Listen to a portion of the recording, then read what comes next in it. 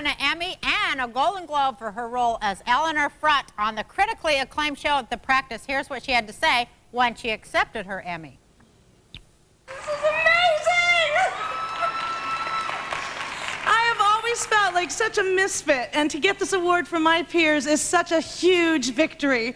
I brought my autograph book. I hope you all will sign it, especially the 4 women in my category. I am honored to be counted among you. This is for all the fat girls!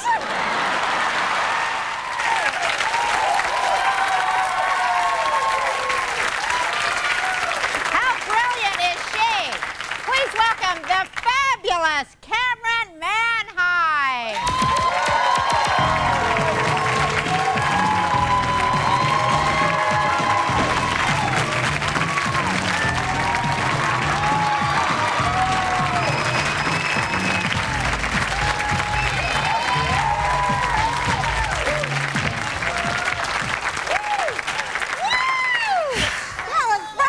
Yes. Wow, you're strong. Of course. Good Russian peasant stock. Me right too. here. Russian peasant. Absolutely.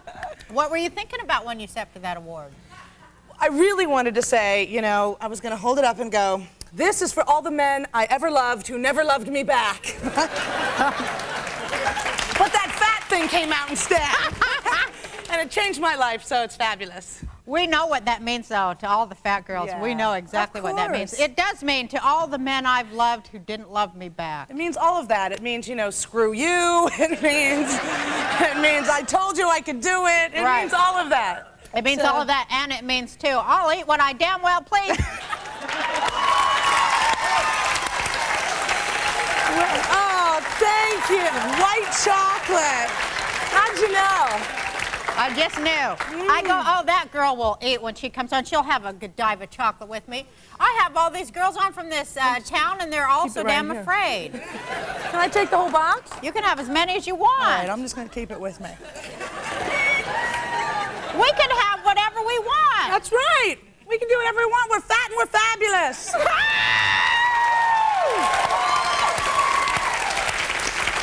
We have to go one step further.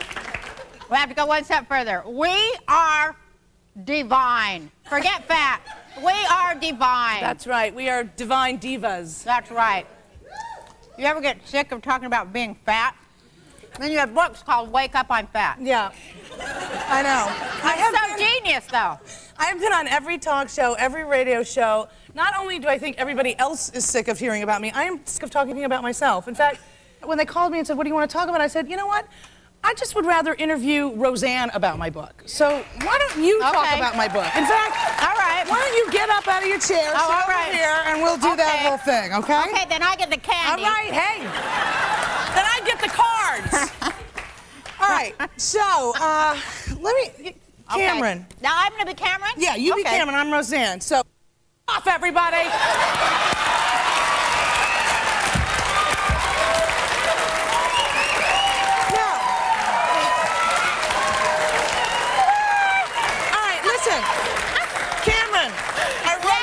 It's fantastic. I could not put it down. It was remarkable, let me tell you. Thank you. Tell me a little bit, I mean, was it difficult for you to get into the bathing suit?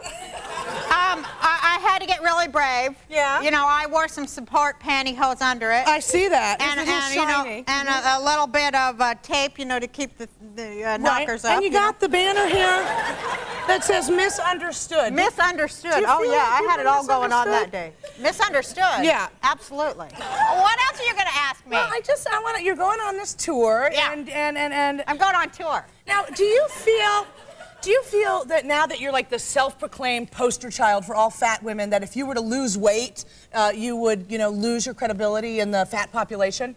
Well, with some, yeah. But if I'm only going to talk about like fat, yeah, I don't deserve to have any credibility. Okay, so this brings me to a great question. Because we got to talk about this. Slavery, man. It's about slavery. It's not about fat. You mean you're talking about feminine objectification of women, that kind of slavery? It's like this. If I can ever like live my life to the minute where I don't have to go yes, no, fight, conflict, obsessive compulsive, eat, starve, diet, overeat, gain weight back. I can't be in that world anymore. I can't. I'm not quite sure you're going to ever reach that moment in your life where Maybe you're not going to be not. compulsive, Camryn, because just with this not. conversation, I can see a tendency. You have a very compulsive, obsessive nature. You know, I just... Was I being you or me? I forgot. I think I'm being me. Are you? Yeah, so sorry. Well, we're one and the same. All fat girls are. Are we all alike? Yeah, we're all alike. Really? Yeah, so if you could take a pill to be thinner, would you? Yeah. That's it? But even more important than that, if I could take a pill to be happy, it would be so much better than what I weighed. It wouldn't matter. And isn't that what your book is about? That's what my book's about. It's about the natural happy pill. Yeah. We don't need... All right.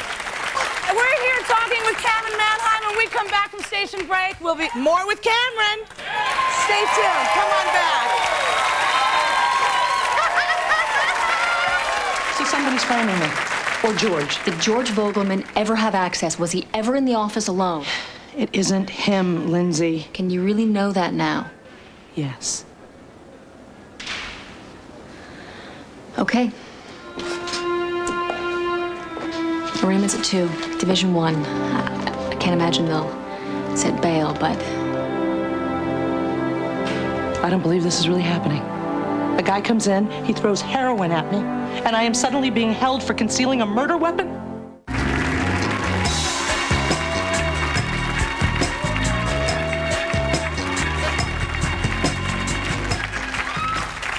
So let's talk a little bit about your book. I know that this book is actually based on your one-woman show, right? Yeah. Mm-hmm.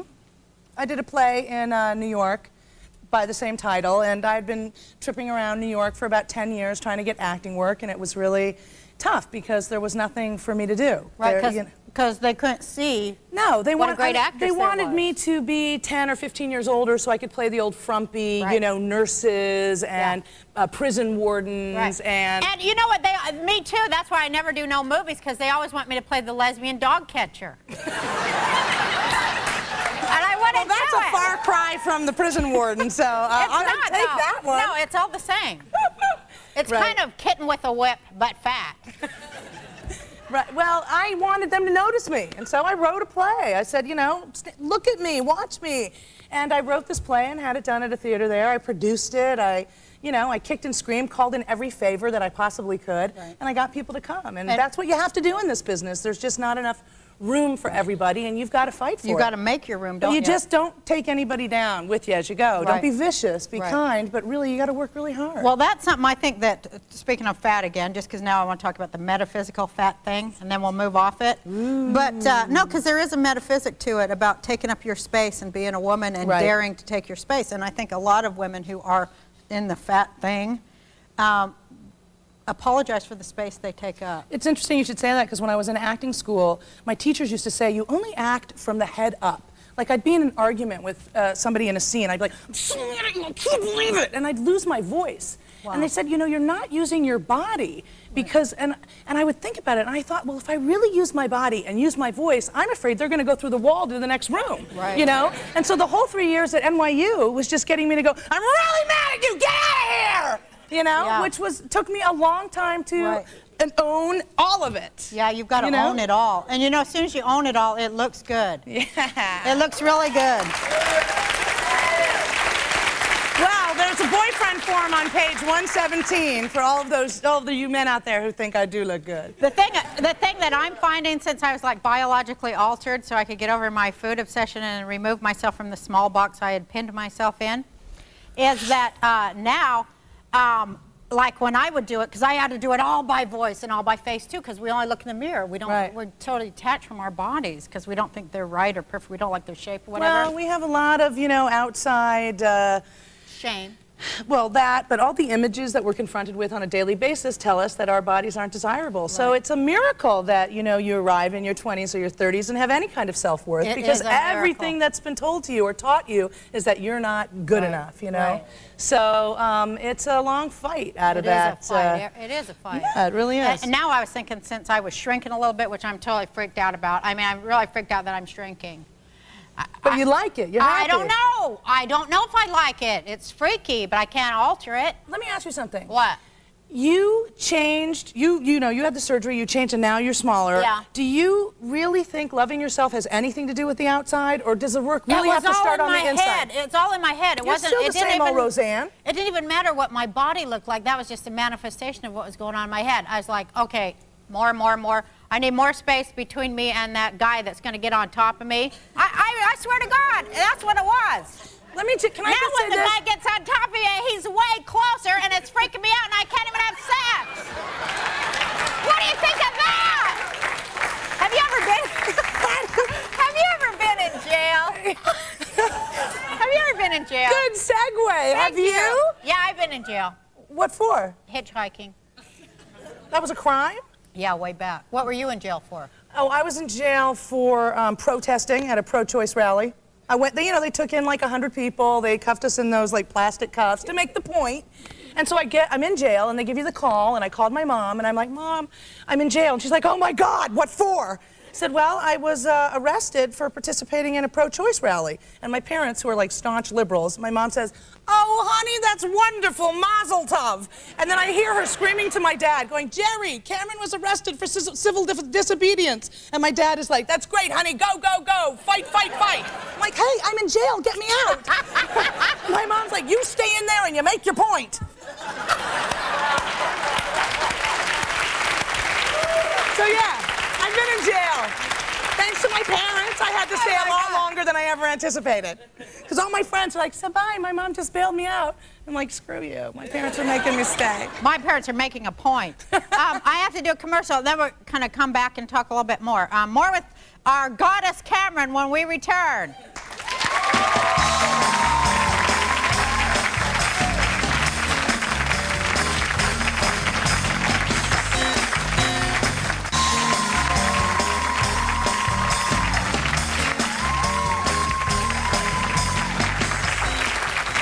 Back with Camryn Manheim, and right here it's a question that they've written for me to ask you about dabbling in lesbianism.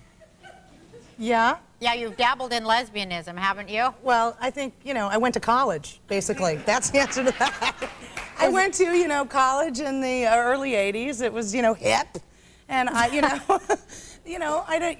the thing that you want to stay away from is being ostracized in college, so you kind of just follow, the path. I was living in Santa Cruz, California. It was very hip, lesbian central. Yeah. And, I gave it the good old college try. But, I got stuck with this thing of liking, men, and it sucks.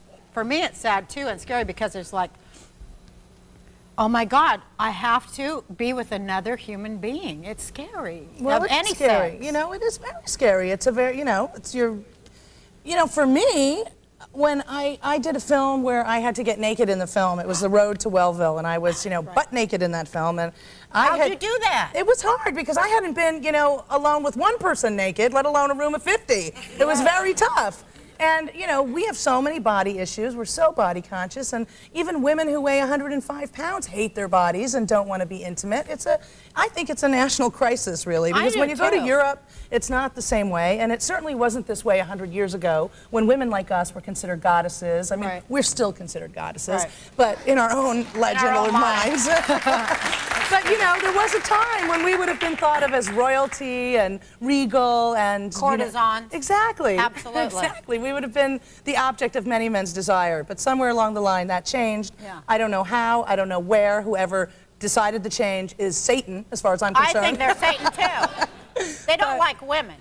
No. Whoever made it up doesn't like women too Well, much. yeah, there's a history of a lot of, beating up women, and we got to change that. We got to take control. So We got a this lot. book is about getting active. It's not about whining. It's not about, oh, poor me, poor me. It's about writing letters. It's about making a change. It's about taking the torch that I'm carrying and bringing it into your circle, your family, your lovers, your friends, where you work, and making a change. We can't tolerate it anymore. Well, the thing is, it has to start inside of yourself, I know. doesn't it? And you have to do whatever it is. If you need to lose weight so that you can love yourself, so then you can... Whatever you have to Whatever do. it is you have to do. But ultimately, you don't want to get to the end of your life and have regrets.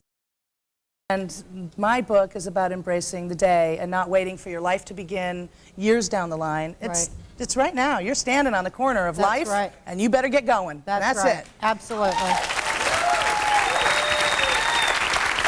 But I want to say this, Roseanne, I have to say this. What are you going to say? There was a time in my life when I was told that I would never make it in television or film, and I sat in front of my television, I should have bought stock in Haagen-Dazs, let me tell you right now, because I was eating single-serving pints, just the pint, one serving, and just watching TV, and there was a couple things that saved me, and you were right on the top of the list. If I hadn't seen you being articulate and sexy and funny and bold and beautiful, I don't know where I'd be right now. You were the first image that gave me hope.